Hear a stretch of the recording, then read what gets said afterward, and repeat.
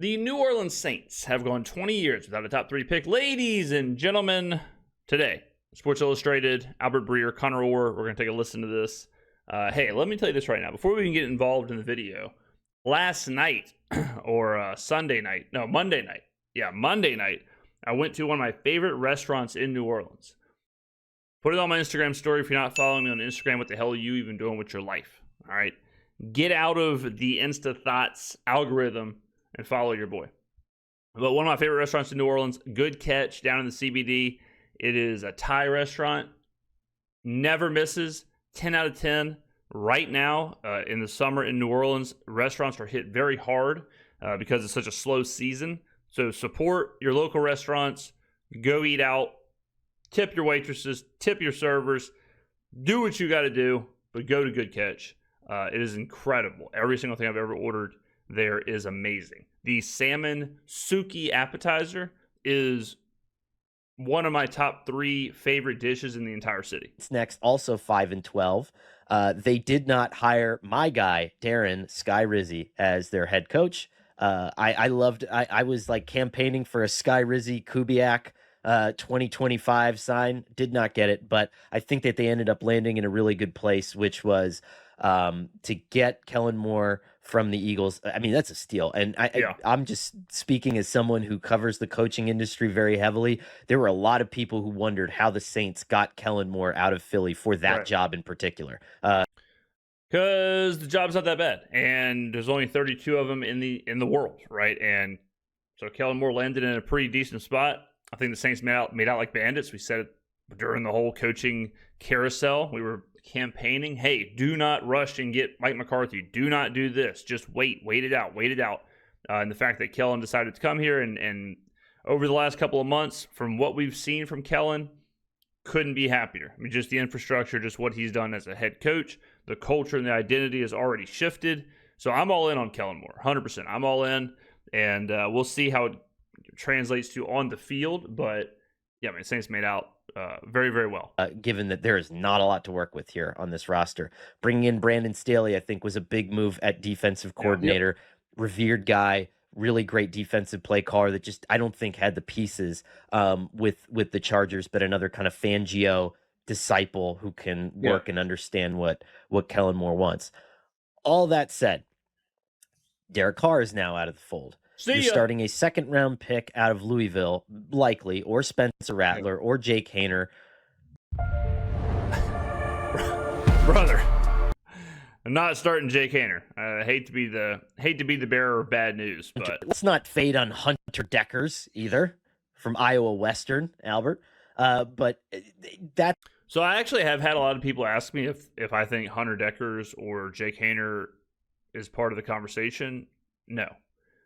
Jake Haener is not, because he's not good at quarterback, but Hunter Deckers is not because Hunter was in a really weird situation with the gambling and having to play at Iowa Western and being out of football for a little bit. So he may be down the line. He might be able to develop into somebody that we see on the field, but he needs some serious runway just to get back up to speed. I mean, the guy was out for a year, then played at a very low level. Now all of a sudden he's in the NFL, so I'm not saying Hunter Deckers doesn't have the ability to compete or play or, be a difference maker, but to expect him to immediately this season, I think is unfair to him. And I think we got to kind of let him just develop. That's what your situation is at quarterback. Your meaningful upgrades, if you can call them that this offseason, are Brandon Cooks at the wide receiver position. You bring in a little bit of depth at the tackle position, at the center position. You bring in Jack Stoll at tight end, who's familiar with Kellen Moore. Devon Godchaux at nose tackle. Justin Reed at safety. Isaac Yiadom at cornerback. Again, sort of a familiar face there. And so you work on fortifying the offensive line with Kelvin Banks, which is one of my favorite picks in the 1st round. I think that to me is the hidden thing. All right, let me push back a little bit here. So this is what people miss, is that when they say the upgrades, when they say, players coming in or better than last year or however you want to phrase it, you absolutely have to factor in the injured players who are not injured this year. Like he said, Brandon Cooks. You have to say Chris Olave. You have to say Rashid Shaheed. So it's not just, oh, well, they brought in Brandon Cooks. They're bringing in, for all intents and purposes, a new number 1, a new number 2, a new number 3 compared to last year. On the offensive line, they are bringing in Eric McCoy. They are bringing in Kelvin Banks. They are moving Trevor Penning. That's 3 differences on the offensive line. I mean, Tulisa Fuaga is moving from left to right, but we won't count that. So just those alone, you have 3 brand new situations. I mean, let's just say 4. You have 4 brand new situations on the offensive line. You have 3 brand new receivers. Yeah, you have a new quarterback. Then you talk about like, all right, well, what about the defense? Okay. You talk about Stutzman, Riley, Justin Reed. That's why I think it's hard to quantify how much better this team is from last year, because it's difficult for people to quantify players who didn't play last year but were on the roster.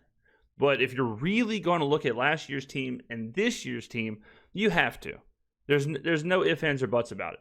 You cannot look at last year with the situation we had on the offensive line, the situation we had at wide receiver, and then look at this year and not factor that in. It's like their offensive line has a chance to be really good, I think. Yeah. We talked about this before.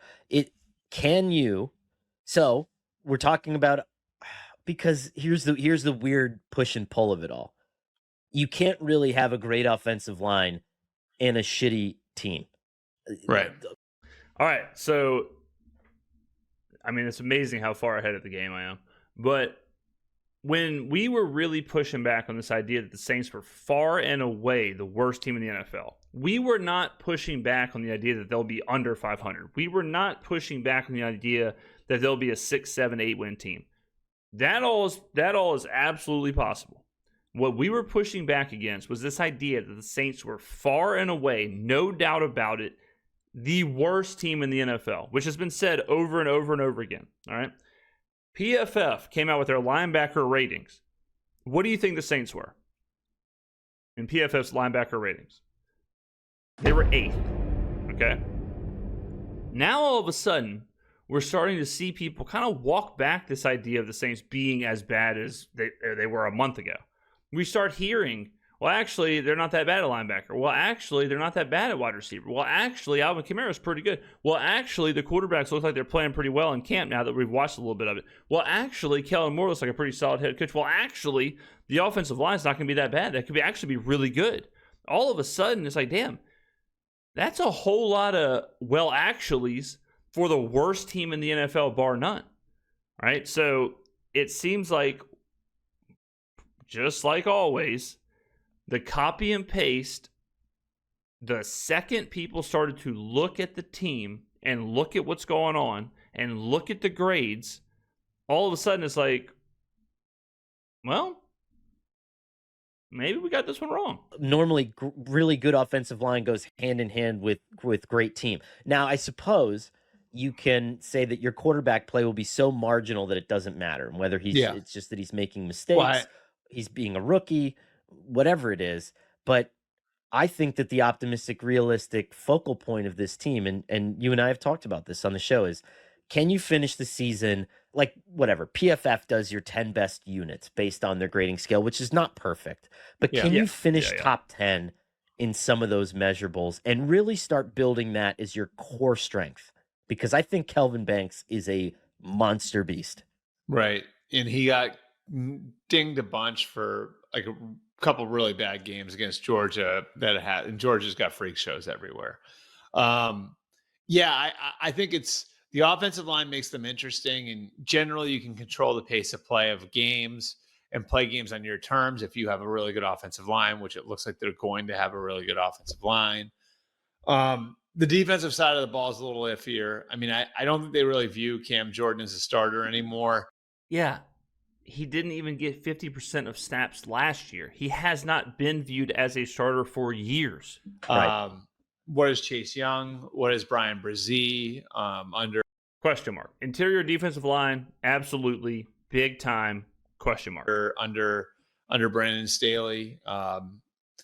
Demario Davis is another one who's older. Like, interior defensive line. Did I say offensive line? It's early, ladies and how gentlemen. much does he have left? Tyrann Mathieu. Like, they've got age on defense, which is a double-edged sword. Can they still play at that level? But you do have the leadership component. Well, kinda.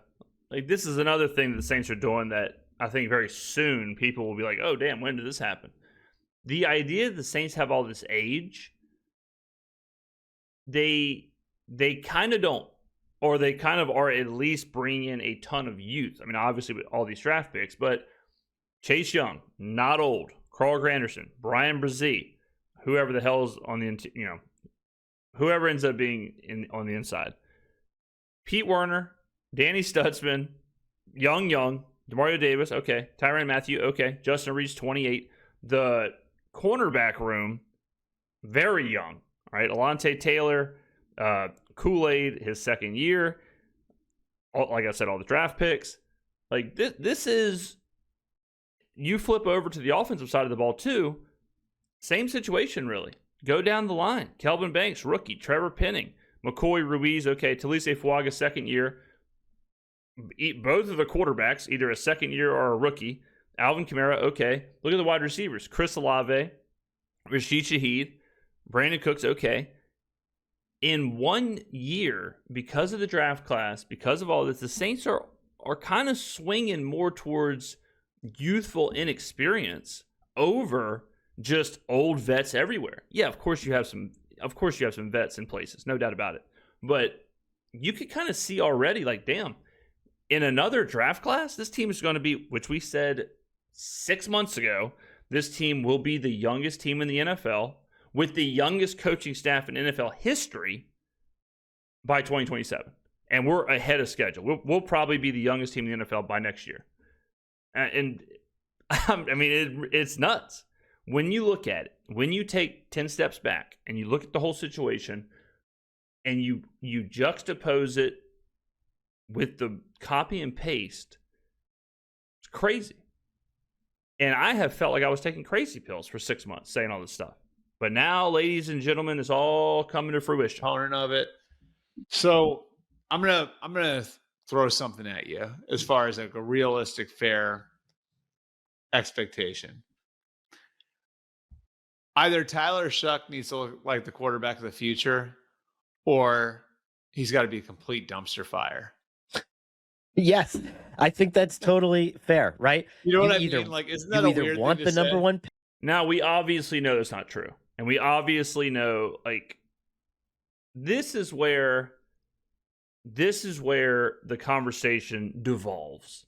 Because we just listened to these two talk about offensive line is going to be really good, blah, blah, blah, good, whatever. And now immediately it goes to, well, they need the number one overall pick. It's like, okay, well, so does every team. Like, can't you say the same thing Albert said about Tyler Shuck? Can't you say that about Cam Ward? To where it's like Cam Ward's either the quarterback of the future or he needs to be a dumpster fire so the Titans can get the first overall pick. Yeah, obviously. Like, of course. But you're missing all of the gray area. What if Tyler Shuck is just above average? What if he is just Derek Carr? If he is just that, what does that make the Saints? Does that make the Saints a factor in the NFC South? Yeah, probably. Or will they be more than happy to have an above average 26-year-old quarterback that they drafted in the second round? Yes, absolutely. Like, this idea that it has to either be really good or really bad, I think is a very lazy take, because every single team in the NFL could say the exact same thing, but they do not. No one says that. No one says Drake May needs to either be the best quarterback in the NFL this year or the worst quarterback so the Patriots can have the first overall pick, because it sounds ridiculous. All right? Caleb Williams, he either needs to figure it out or he needs to be so bad the Bears have the first overall pick. Bryce Young either needs to figure it out or he needs to be so bad the Panthers have the first overall pick. You could go down the line, except for teams with elite level quarterbacks. You can go down the line and say that. But it's just the laziest, dumbest thing in the world. It really is. Pick, or you want like the 9th pick, right? Right. Like, so he's either got to be really good, like, oh man, we got something here. He can't be in the middle, Like, he can't be He absolutely can. He absolutely, if he is the 15th best quarterback in the NFL, if he is the 16th best quarterback in the NFL, he is better than Derek Carr was when Derek Carr was playing for the Saints. And the Saints can absolutely win. You can absolutely go to the playoffs. You can absolutely win the division. You can absolutely make noise in the playoffs with a top 15 quarterback. 100%.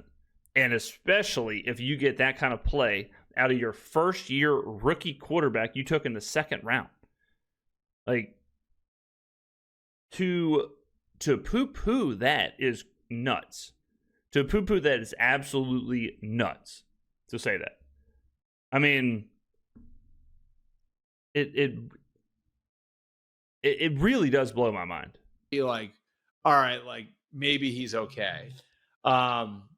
Because I just think that doesn't serve the team. You know what I mean? Like if you're I agree. The 12th pick, What about the Vikings?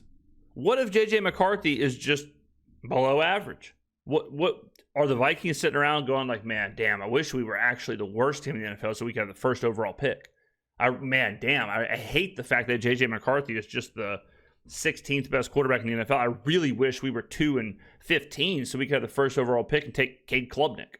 Is that what we're saying? I mean, it's interesting too because there's such strong connection. I mean, we could talk about the Arch Manning thing, which of course there's a huge connection with Arch and that he's not city. Coming out. Everybody. I don't think he's coming out. I don't think he's coming out. Do y'all see what I'm talking about? Do y'all see what I'm talking about, ladies and gentlemen? Do y'all see this? Do y'all see how we do these videos and it's all from different sources? Like we just did the CBS Sports video, which was an absolute disaster from CBS Sports. They thought Tyler Shuck was the first round pick. They thought Jawan Johnson's name was Jawan Jennings. It was just disgusting from top to bottom. Okay, straight up Lena Dunham. Okay. Then what happened in that video? It devolved quickly into Arch Manning talk. This video right here, halfway through, it's devolved. Where is it devolved? First overall pick. What are they going to talk about? The same copy and paste. Arch Manning, Garrett Nussmeier connections. I mean, and CBS Sports ain't talking to Albert Breer and Connor Orr. This is just lazy AF. We've been over it. But even like Garrett Nussmeier could wind up being a really high pick, right? Whose dad is the offensive coordinator. Yeah, so amazing. So like there's like these strong ties to this particular quarterback class too. And they're sort of where I think they're in that interesting spot. They're like where most teams are, like where the Bills were coming out of the Jim Kelly era, where the Dolphins were coming out of the Dan Marino era. This is what happens with most, right? Most teams that have legendary quarterbacks. Most teams aren't like the Niners going from Montana to Young or the Packers going from Favre to Rodgers to now Love. Most teams, it doesn't look like they're fumbling around for a little while. And that's where the Saints are. And I think, whatever you like about the roster, that's going to hold them back until they get it fixed. So the Saints have, if you look at the last couple of years, it's very easy to see how this all transpired. It's very easy to see. It feels like 20 years. It feels like we've been in this cycle for a long time. It has not been that long. It has not been that long. Don't forget, before last year, we were 9-8. We tied for the division. We lost the division on a tiebreaker. And if Derek Carr doesn't get hurt in Green Bay, we win 10 games and win the division, right? So it's not like we've just been floundering for years and years and years and years. The timeline is so simple. When Sean Payton left, Dennis Allen was considered, if not the best, a top 3-ish defensive coordinator in the NFL. The idea was, well, we'll keep him as the head coach. He has head coaching experience. We'll keep the defense sweet, and we'll see if we can keep this thing together, and Pete Carmichael can just do what he's learned from Sean Payton because Pete Carmichael was there for 15 years. Didn't work out, okay? They tell Carmichael to put an egg in his shoe and beat it, okay? A little too late. They should have known over the last 15 years that he was a scrub, But eventually they tell him to kick rocks, bring in Kubiak. Okay, Kubiak was the first real shot at change, the first real shot at doing something different since Sean Payton got there. But Dennis Allen was still the head coach. He still had the same disciples, whatever. Allen gets canned. Okay. At that point, the season's over. We're on whatever it was, a 7-game losing streak. It is what it is. Okay. This year, right now, going into this year, is the first time that the Saints, since before Sean Payton, or since they brought in Sean Payton, this is the first time they've tried to do something truly new. All right. So I kind of push back on the idea of like, well, the Saints have just been kind of in this rut for a while now, because in reality, they weren't. Like, in reality, they took a shot with holding on to what has worked for 20 years. They almost won the division. They almost were right.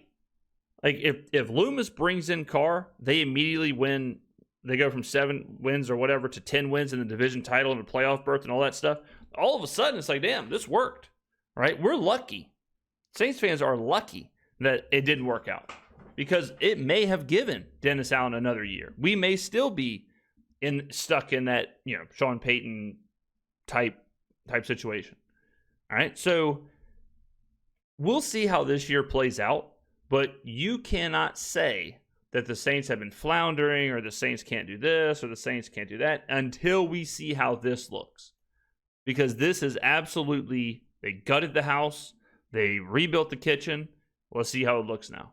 And if this fails, if Kellen Moore fails, if Brandon Staley fails, if Tyler Shuck fails, if whatever, then yeah, you take a hard look at the front office. You take a hard look at what we're actually doing. But this iteration has to fail for us to feel like the cycle might be broken. Because we really haven't taken a true swing at this.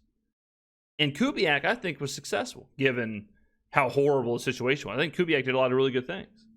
So the jury is still out on the post-Payton, kind of like with the Patriots. Like, the Patriots this year is where you have to judge the Patriots on the infrastructure of the organization post-Belichick. Because Gerard Mayo, it was just, you knew that wasn't going to work, right? Mike Vrabel comes in. He's his own guy. He's his own coach. He's going to do it his way. He's not trying to cosplay as Bill Belichick. If Vrabel fails, all that fails, you got to take a look at the Patriots. But this is their first real swing. The Nussmeier thing would be just, it would be a bummer knowing the coaches and the players involved, and like how media-wise, if that's the story of the draft, it's just going to make everybody incredibly uncomfortable, because either a dad stands on the table and vouches for drafting his kid, and you and I as parents, and me being obviously the best dad, in as my coffee mug says, God, what a strange situation that would be. But it's something that we could have to discuss. He's that good a player. Like, that's the other part. He's that good a player. That good. Then, I had somebody tell me, now this is before Cam Ward, like the narrative on Cam Ward started, but I had someone tell me at the end of the season last year that they thought Nussmeier was the best one they saw, from a pro perspective, right? Like, of the college quarterbacks. There's a lot of good quarterback prospects this year. I'm very interested to see how it all plays out. I'm excited to see if Drew Aller can take a step forward. I like Cade Klubnik as a player. I like Garrett Nussmeier as a player. We'll see if he can take a step forward and truly become that, he's got it all kind of prospect. Then, of course, you got Sellers and even Lagway out of Florida. Like, there's just a lot of good players to watch at the quarterback position. Archie Manning, obviously, even though I don't think he's going to come out. But it's going to be a hell of a year of college football. That was eligible for the draft. So, no, not offending anybody in the Manning family here with that. Only the quarterbacks that are eligible for the draft. You don't have to apologize. Yeah, but I think that would be a really interesting narrative. And again, like, it's a weird thing to say, but yeah, you either got to have Tyler Shuck be really good or really bad. It's just feels weird saying that, but I think there's some reality to it. Here's how I'll underline it, and then we'll move on. A perfect example of this is the Detroit Lions because I was thinking in my head of examples of good offensive lines that had bad seasons, and not necessarily as they were totally constructed, but if you talked to Big Albert, you've been yawning this whole video, man. anybody who was associated with the Lions in the years going up to the Dan Campbell takeover and the eventual flip, the switch that flipped, they had some salty dogs on that offensive line, great guys. Taylor Decker, and then when you threw Penei Sewell into the mix, this whole thing. Ragnow was there, yeah. Frank Ragnow was there. And when you were building that thing up, you started developing at least a reputation as ass kickers, but you were still getting those high picks and you were still being aggressive in the draft to accumulate playmakers. So that's sort of my hope for New Orleans, right? Start to develop a little bit of a salty reputation on that offensive line, start pushing people around, but also, I mean, get yourself the number one pick. We said it, I think, a couple weeks ago. So if you're listening to the show, I'm sure you're pounding the table, but they haven't had a top 3 draft pick since Reggie Bush. This team needs to start over. I don't get it. I don't know. And I've talked at length. I'm not gonna do it again in this video. That having a top 3 pick or a number 1 overall pick or a top 5 pick doesn't really mean much. You look at teams like the Steelers and the Ravens, and what they're doing doesn't come from the top. Doesn't come from the first overall pick or a top 3 pick or whatever. Like it's. They're always picking in the mid-20s. It is what it is. No one ever says, "Oh, well, this team needs the first overall pick." So it's just it's sick. It's sickening. It's heartburn inducing. I'm gonna have to go get some. I'm gonna have to keep a bottle of heartburn medicine here on in the studio, because I watch this stuff and it's just unbelievable. Thank God that I've got the mic. All right, ladies and gentlemen, get on down in the comments below. Thank you very much for watching. Buy a shirt, buy a mug. I'll see you in the next video.